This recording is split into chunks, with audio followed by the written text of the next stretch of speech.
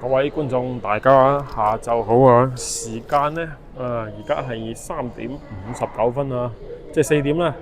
嗱，廣州26度啦，唔知點解又熱咗喎。好，今日喺邊呢？今日喺同福西站。今日呢會帶大家沿住同福西呢行行睇睇。亦都係應粉絲嘅要求啦。咁我哋今日呢過嚟探索一下同福西路。咁呢個呢係同福西路地鐵站啊。咁呢個站呢係8號線。咁呢度 D 出口D 出口一出去呢，其實就係同福西路噶啦。咁所以呢，我覺得啦，其實呢，廣州地鐵呢算係好有心噶，因為呢，同福西路呢邊算係點講呢？我覺得基礎設施相對嚟講比較差啲嚇，但係咧其實都通咗地鐵，咁所以咧我覺得喺老城區啊，特別咧而家係喺河南咧一啲比較舊嘅城區住咧，其實咧都好方便㗎啦。咁以前成日都有句説話就話，寧要河北一張床，就唔要河南一間房啊。咁而家呢個説話咧真係要收翻㗎啦。住河南咧其實都幾好嘅嚇。樓價又貴啊，不過咧即係唔係話佢完全冇缺點啊，缺點都仲係好多嘅。咁河南咧而家令我最詬病嘅一個問題就係咧佢電雞太多啦，控制咧又控制得唔好喎，所以咧總體嚟講咧河南交通情況咧就唔係太好啊，有啲糟糕啊，可以講係。嗱，咁一出嚟咧見到哇，我最中意睇嘅嘢啦，爛屋啊，係。跟住咧，因為有朋友知道我做咗呢一個頻道之後咧，就問我：其實你頻道主要係拍咩啊？咁我話嘅，我最中意睇嘅咩咧？即係開玩笑咁講就係都係睇爛屋啊！就係廣州咧呢啲好舊嘅建築啊，呢個係我最中意睇嘅，因為我自己本身咧攝影方面我都係好中意影建築物。好，捱咗出嚟，呢度係同福西路啊，面前呢隻咩啊？爛老虎。哇！哇哦！哇哦！好親人喎！你咁大隻嘅，好似屋企好似係有屋企人嘅話係嘛？哎呦，肥到！咁啊，呢隻應該係家養㗎嚇。雖然佢剪咗耳，即係呢隻應該係流浪貓啊，但係咧應該係散養流浪貓。嗱咁我之前咧亦都了解過啊，呢啲剪咗耳嘅話咧就絕咗育嘅，咁就男左女右，國際慣例啊。呢隻應該咧就係男仔嚟嘅。好啦，嗱呢度咧同福西路啊，今日我哋行行。哇！呢個位置就好有 feel 啦，大家可以睇下。影騎樓嚟講咧，廣州啦，同福西路係無出其右啦，講真。呢個位置嘅騎樓咧，風光非常好，加上咧地理位置非常靚啊。到咗呢一個大概4點鐘，準備日落嘅時間，咁咧呢啲外牆咧就顯得非常靚。咁我想揾稍微再古貌少少啊，因為咧呢啲咧睇出嚟有明顯咧有翻新過啊。如果想行古貌啲，可能就要行入去巷裏邊先得咯。嗱，唔理啦，我哋先行一行先啦。同福西有2段㗎，呢段咧可能係相對嚟講咧冇咁旺嘅一段啦。咁後面嗰段咧相對可能會旺啲。我哋重點睇對面馬路，睇下呢啲騎樓啊。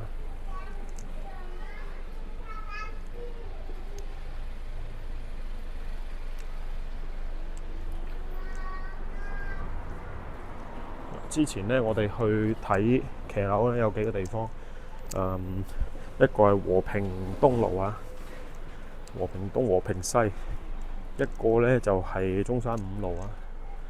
另外今日咧又嚟埋呢度啦，呢度同福西路對面咧有個黑色牌認證咗嘅歷史建築，呢呢棟樓睇起身呢應該係比較新啊，但係咧應該係冇寫，我覺得咧應該係民國嘅靠近代少少嘅時間㗎啦。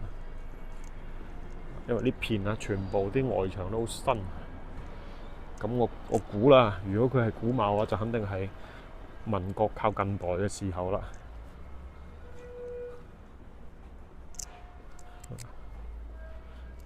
非常有 feel 啊！呢個樓頂仲有棵樹啊，沿住牆生。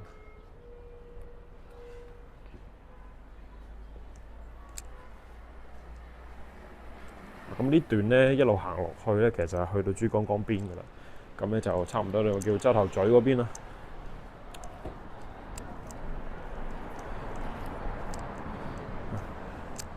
唔知道呢頭啲街坊咧，即係我哋觀眾之中啊，之前住過呢度嘅街坊咧，睇到咁嘅景象咧，有咩感覺啊？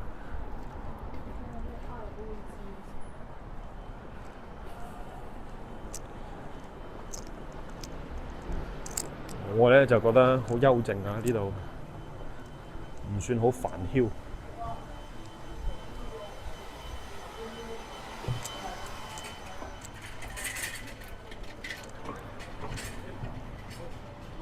行出嚟係叫洲頭咀路。等陣咧，我哋揾條巷圈下。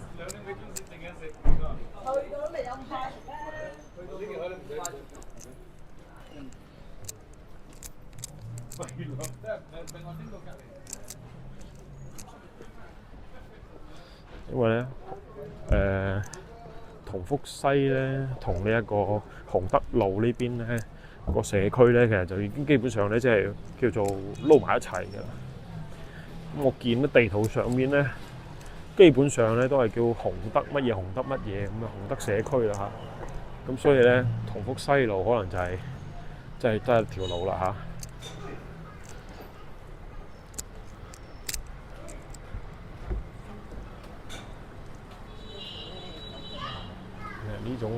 呢種咧，外邊仲有咁細一個窗啊，一共有2個啊。呢種咧建築嘅風格啦，好耐冇見㗎啦已經。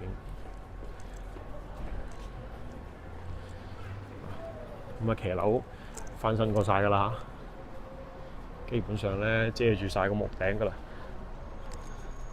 呢度都係同福西路嘅58號騎樓啊，傳統風貌建築啊。非常復古啊！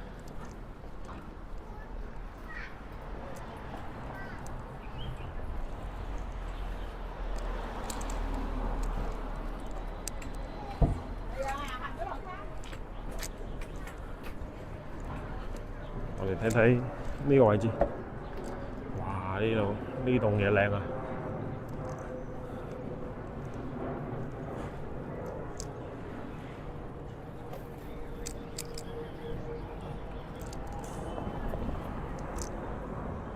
！OK 啦，嗱呢度咧行落底㗎啦，已經基本上再行出去咧，嗱已經變咗高樓大廈啦。咁我哋今日咧就唔睇石屎森林啦，再往出去行咧，基本上就係江邊有個花園啊，跟住又有個公園啊咁啦。呢一套叫做天譽半島花園嚇，正正宗宗豪宅嚟嘅。好，咁我哋咧就睇埋個樓嘅側面先，嗱，好靚啊！咁騎樓嘅風貌，廣州特有嘅。咁啊，接落嚟我哋去捐下巷仔啊！嗱，俾大家睇下天譽半島啊，千聲啊，200幾方。148方賣1000萬，哇！261方賣1900萬喎，佢唔係豪宅咩豪宅？梗係啦，望江咁啊，基本上都係豪宅啦。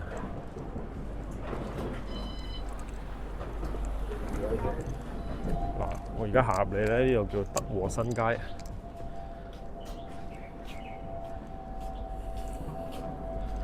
我嘗試咧就睇下可唔可以喺前面咧揾條路捐翻出去先。因為我之前都冇嚟過呢度嘅，冇試過行到咁深入嘅。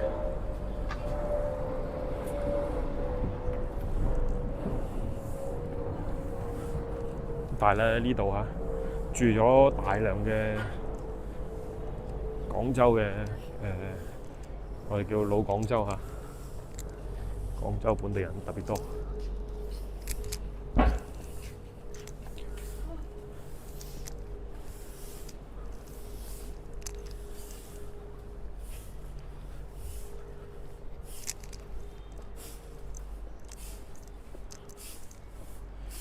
呢邊咧，其實啱先我見到啊，巷裏邊都有啲舊屋㗎，但係睇起身咧，好似係啲舊屋咧新建啊，包括嗱我哋面前呢度後邊紅磚呢個位置，應該都係啲舊屋新建。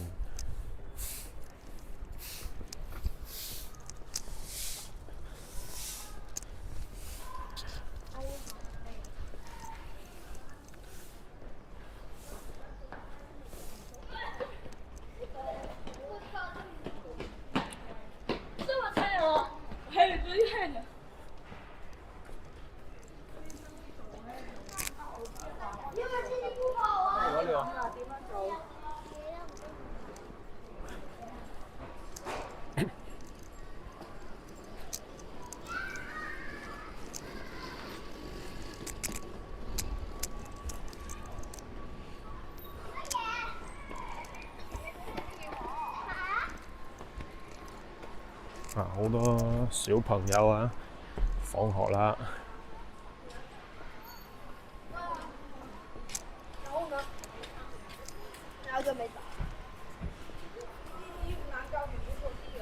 呢度入邊咧就係應該我睇出嚟就係一啲以前啊嗰啲舊屋咧遷拆咗之後咧整咗啲石米嘅一啲樓啊，即係70、80年代起㗎啦呢啲。咁而家咧亦都見到有啲外加電梯嘅部分。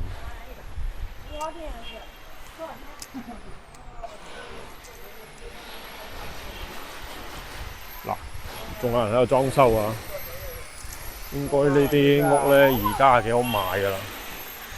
咁呢啲冇咩睇頭，我哋出翻去之後我再錄俾大家睇下。嗱，行翻出嚟呢個位置咧。咁呢度就有啲睇頭啦啊！呢度寫住洪德六巷啊。OK， 咁我哋行一行啊，睇一睇麻石嘅大街路啦。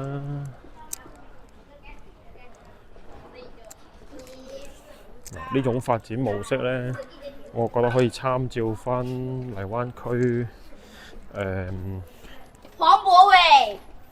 即係長壽路附近啦，以及係呢個泮塘啊咁嘅方式去做規劃咯。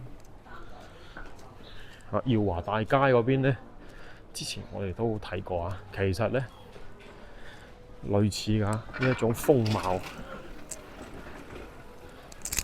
但係咧你話保存得好唔好咧，另外一回事咧。我覺得呢度咧就算係保存得好好㗎啦。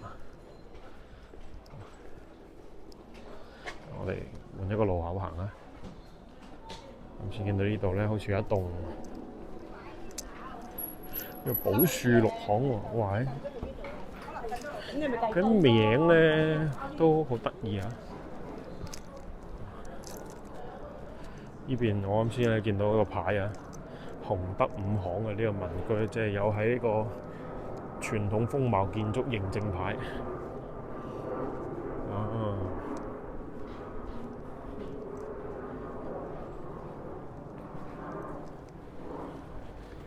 睇下呢邊咧有個叫做河南堂啊，禮拜堂啊，呢度有一個，而且佢係洪德堂舊址。兩邊基本上咧，呢啲風貌啊，全部都係收舊如舊啦嚇。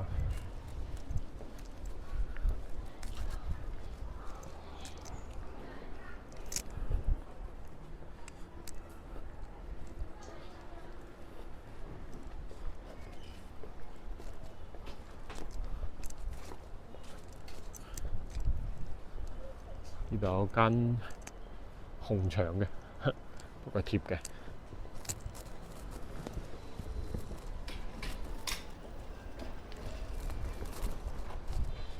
OK， 我哋轉翻呢度出去啊。咁啊，如無意外呢度就係咧，我哋啱先出地鐵嗰度啦。咁我哋兜下兜翻出嚟，呢邊確實係可以嚇，我覺得喺如果真係後邊要做規劃嘅話，呢度咧又咁靠近呢個洲頭咀，有洲頭咀隧道啦，有公園啦，又靠近江邊啊，可以發展一下嘅。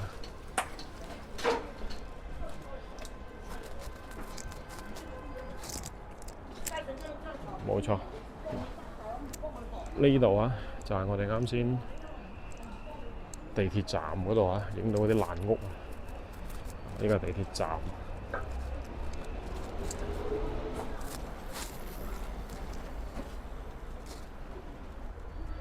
我哋回頭睇睇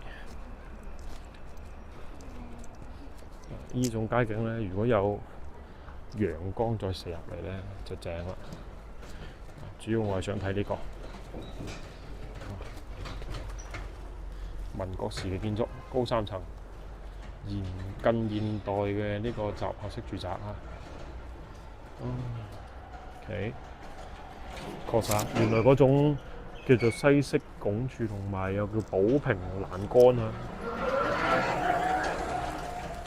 即係寶瓶欄杆學到嘢啦，呢個係專業名詞。睇睇呢棟樓。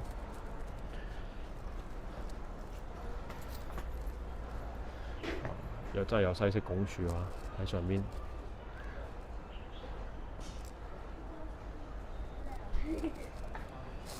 OK， 呢種風貌啊，我哋叫做其實真係廣州先有啊！我見咁多地方，可能比較接近嘅，你話恩平啊，或者台山啊嗰邊有冇都有啲啊，但係咧冇咁特別啊，即係可以理解為好大膽啦，非常之大膽咁運用咗一啲西式嘅元素啊，拱門啊、羅馬柱啊，所以咧美輪美奐啊！呢啲喺廣州先見得到嘅。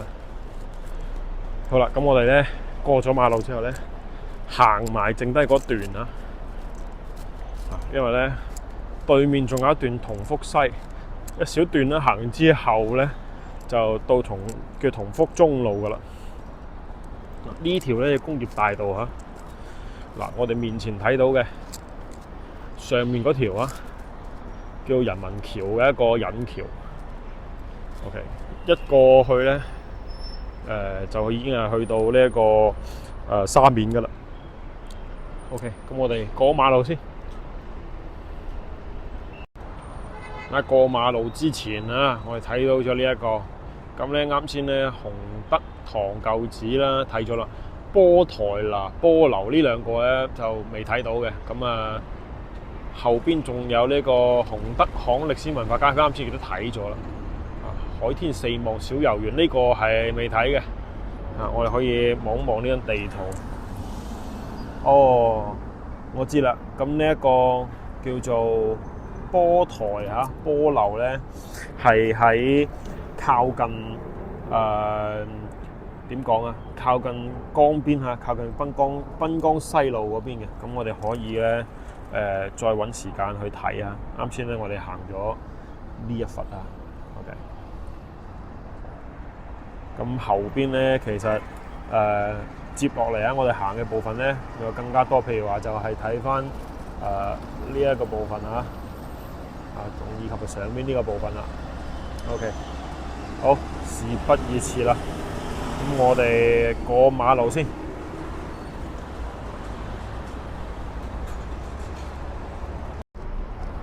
嗱，咁我哋啊行過嚟啦。呢邊咧就我哋邊行啊邊睇啊。咁啊，俾大家睇睇同福西路嚇。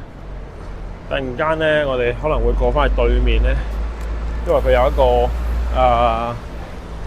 叫做成個街區嘅一個介紹圖啊。咁我覺得咧幾有意思啊，帶大家過去睇一睇。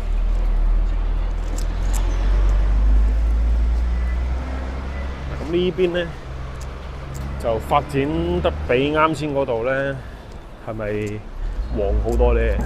咁梗係啦。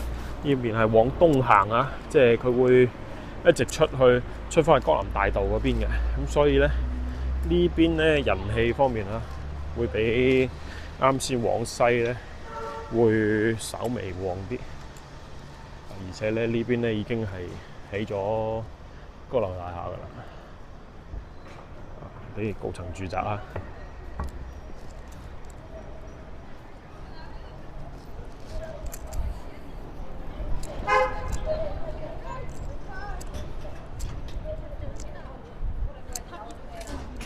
呢度啲舊社區，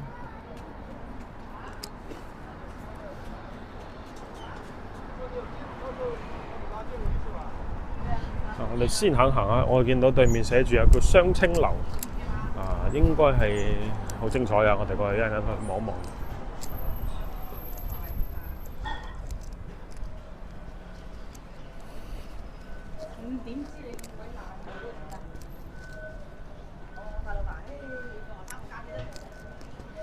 呢邊咧光照又冇啱先西行嗰邊咁靚。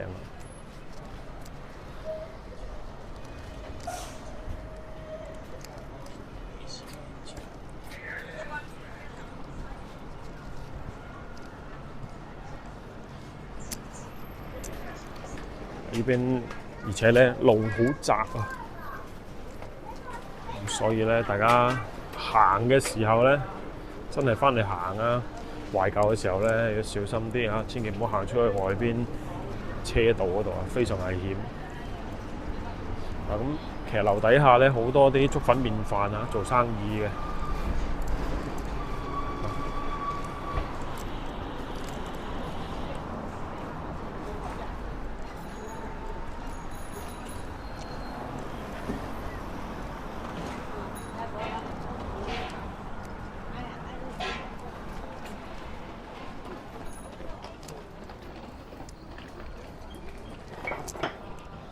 呢度叫社前直街，我哋窺探一下。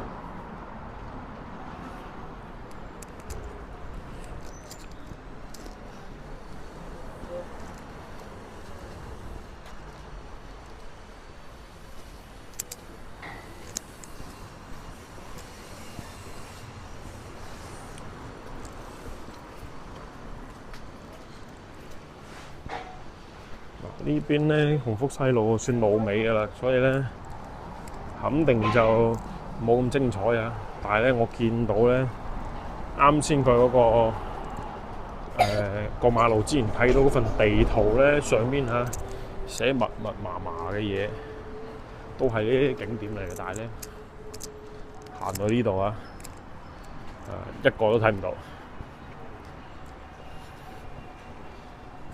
OK， 又有啦。前面有個寫住係盧維興舊宅啊、潘氏家廟啊嗰啲嘢。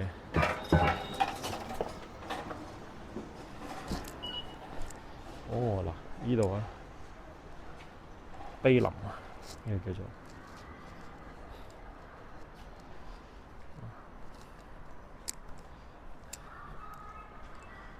不過咧，全部都係現代嘢嚟嘅。咁我哋就唔行入去啦。呢個叫龍興里，南華西街。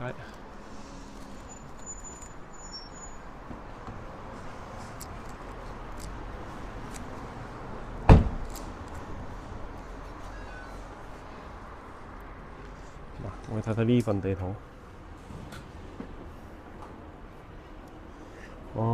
裏邊呢一忽咧，其實就屬於係南華西啊、洪德路啊呢邊一大片嘅叫做區域啦。咁我哋今日咧主要係睇同福西啊、騎樓街呢啲街區咧。如果大家有興趣，我哋到時咧再入去睇。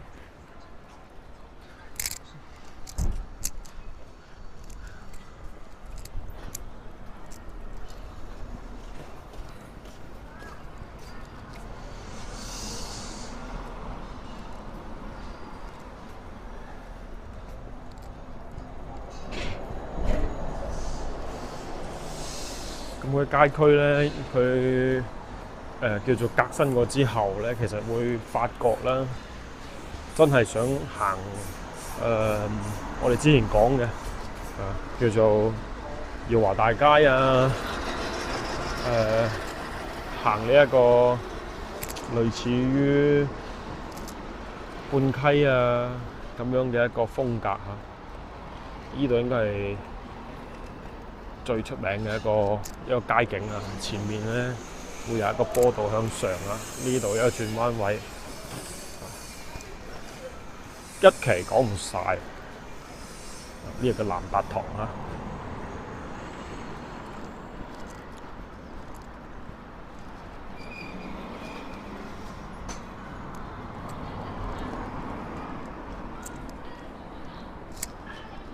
確實真係一期咧冇辦法去完全睇晒咁多嘅位置啊！好似啱先講嘅嗰個南華西嘅嗰個社區咁，我哋可能要再花多啲時間啊，入去轉轉。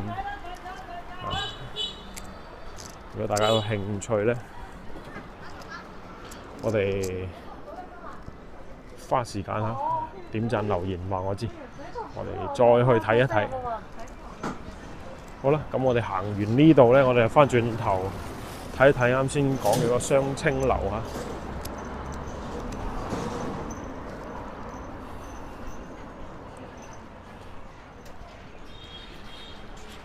呢個兆龍里其實都係好出名嘅喎。呢個叫龍溪首藥，好有意思。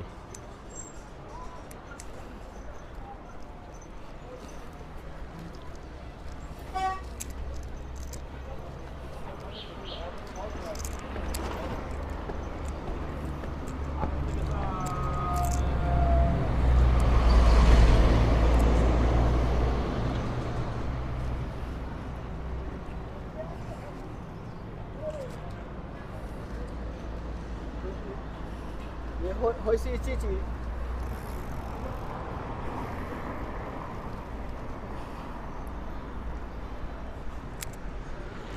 好啦，咁我哋拍埋呢度咧，我哋就要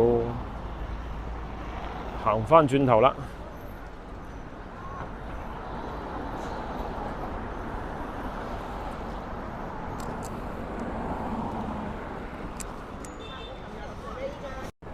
過嚟對面之後咧，好奇怪啊！就唔知點解會有條咁嘅橋咧。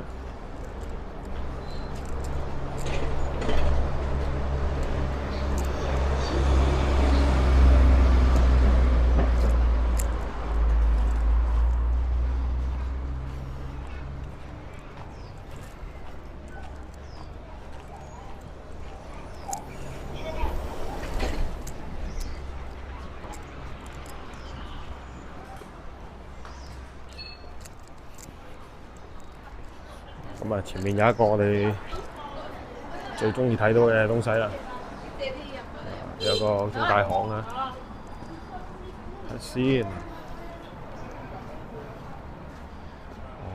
同福西啊，2萬蚊一方，大概係咁上下啦。因為呢邊咧，除咗啱先見到嗰個萬科新盤之外，基本上冇咩新樓，所以咧。呢種舊樓咧，2萬蚊一方啊，算係唔平唔貴啦嚇。咁啊講下價添咧，仲得㗎。咁啊睇下大家嘅壓力啦。有興趣嘅話咧，可以過嚟睇睇。不過咧呢邊老城區嚟嘅，就唔使指意啲屋有幾靚㗎啦。咁你話佢好方便咧，亦都係一般般啦。因為咧地鐵站你睇我而家咁樣行翻出去都有翻成10分鐘左右嘅距離。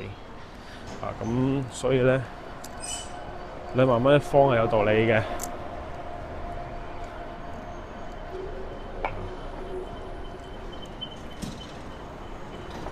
對面就係南華西街啊，嗰啲冇事喺度。啱先我哋行咗入去望一眼。咁有興趣咧，如果想我探尋嘅話咧，冇問題嘅。點讚訂閱之後咧，留言話俾我知。呢度咧行去係敬和里舊民居，叫龍溪新街雙清樓。咁唔使啊，我哋啱先都見到雙清樓咧喺前面可以入去。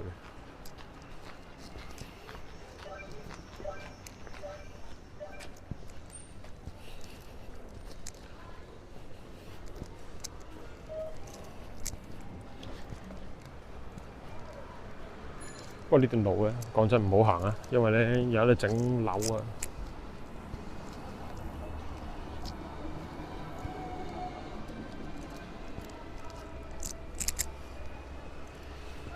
而且咧兜入去巷裏邊咧，我有啲擔心咧，我唔識行翻出嚟，因為咧裏邊係好錯綜複雜嘅。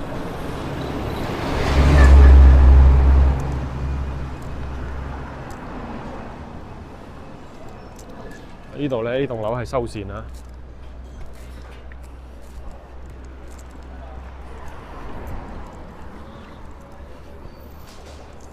呢度入去咧就係啱先講嘅敬和里社區。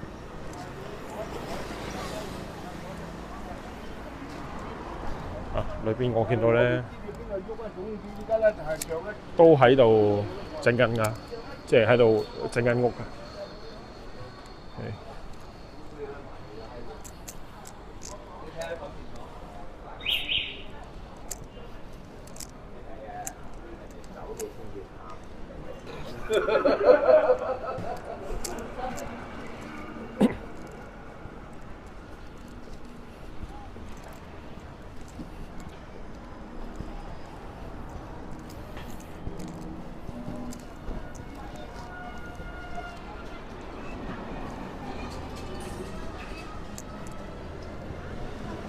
啱先咧顯示呢度入去係雙清樓㗎，睇下先。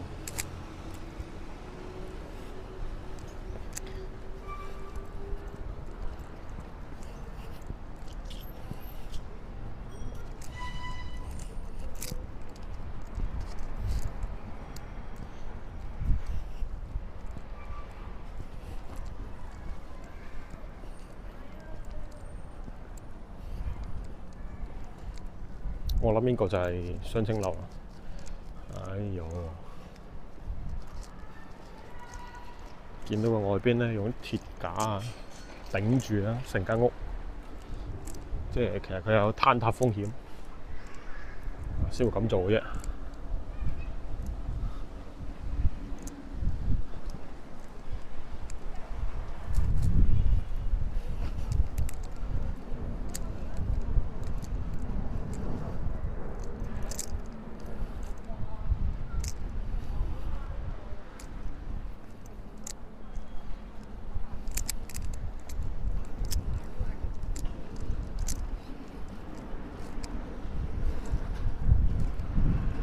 呢度先係。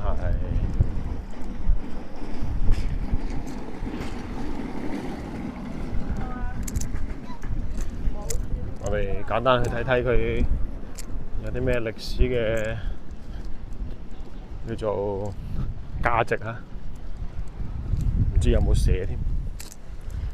呢度雙清樓，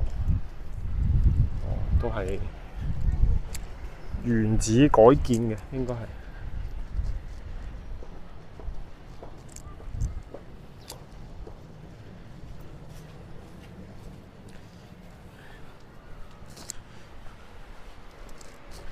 冇寫任何嘢喎。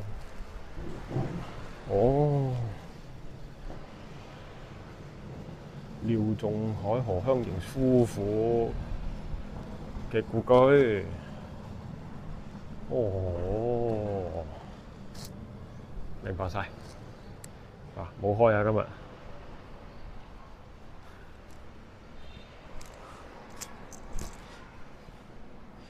呢度有啲詩詞啊，就係兩位故人呢留低嘅。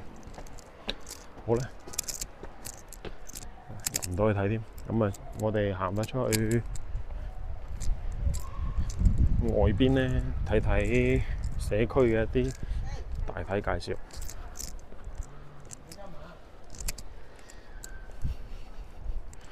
呢度就係啱先講嘅高級樓盤啦，萬科開發嘅。咁呢啲屋呢，我覺得有啲密集啊。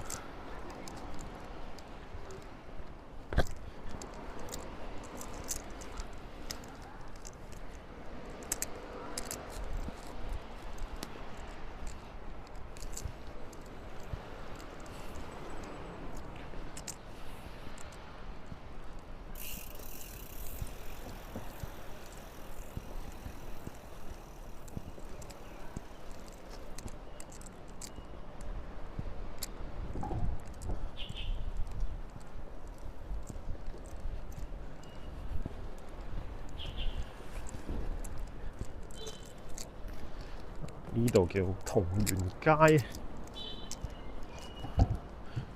啲底商都頂唔順喎，人氣一般般咋，講真。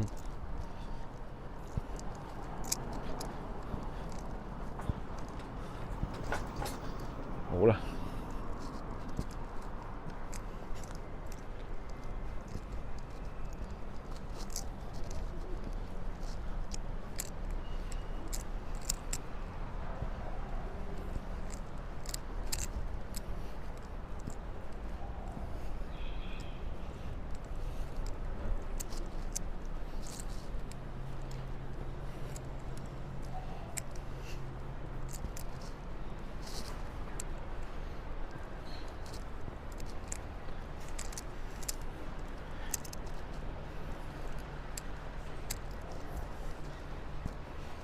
其實可以感受得到咧，呢邊咧即係相對咧都係住嘅環境係比較安靜嘅。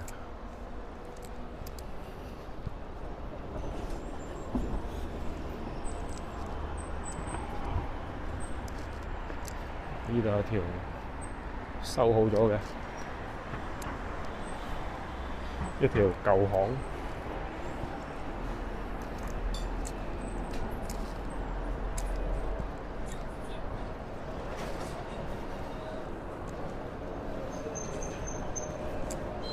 劉福記喎，不過呢個係西關劉福記啊。貓貓呢隻咧唔係好友善啊，有啲惡，咁我就唔影佢。好啦，我哋嚟到我哋嘅終點站啦。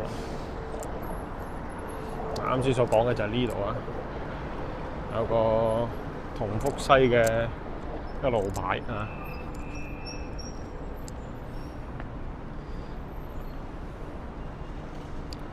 好，咁我哋睇睇佢有啲咩介紹先。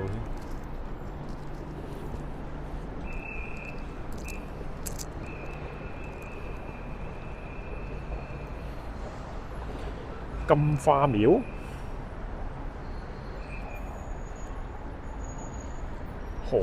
清代河南金花廟。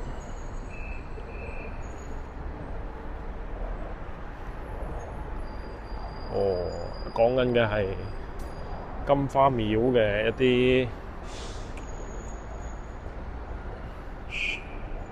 啲叫做歷史啊，但係咧應該呢邊嘅金花係俾人拆咗㗎啦。啱先講到話咧，只有一磚咧喺翻個黃埔嗰度。OK， 好啦，咁啊屬於一個文化知識嘅叫做我哋叫民族嘅科普園啦。果然係啊，民族主題園。好啦，呢部分我哋睇完之後咧，今日嘅內容就已經係大概去到呢度咧，就要結束㗎啦。咁唔知道大家覺得咧，呢邊咧而家變成咁咧，覺得點嚇？我覺得咧就確實係，我覺得可以再進一步咧去叫做再整靚啲嚇。畢竟咧呢邊啲街區啲舊景咧，其實係好有價值嘅。咁再行出去就係江邊啦。呢度咧人民橋啊，車來車往。好啦，咁我哋今日咧睇住咁多先啊！大家咧如果想睇啲咩，記得留言話俾我知，我一定會安排時間去嘅。咁記得一定要點個訂閱啦。覺得我視頻好嘅話咧，點個 like 轉發俾你身邊嘅親戚朋友一齊分享。好，咁我哋今日暫時睇咁多，下期再睇更加精彩嘅廣州。我哋下期見啦，拜拜。